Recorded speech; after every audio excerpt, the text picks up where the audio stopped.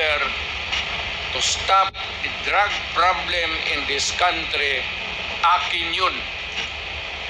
Akin na akin yun.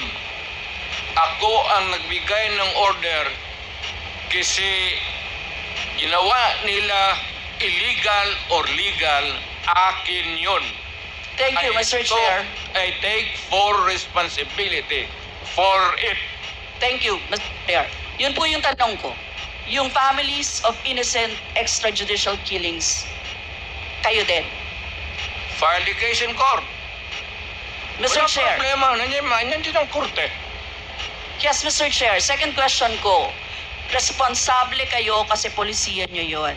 Kumbaga, tatat Duterte. Dahil polisiya nyo rin yan, tama ba? Sa Davao. Nung nasa Davao pa kayo. Tama ba na tawagin po itong Davao Model or Davao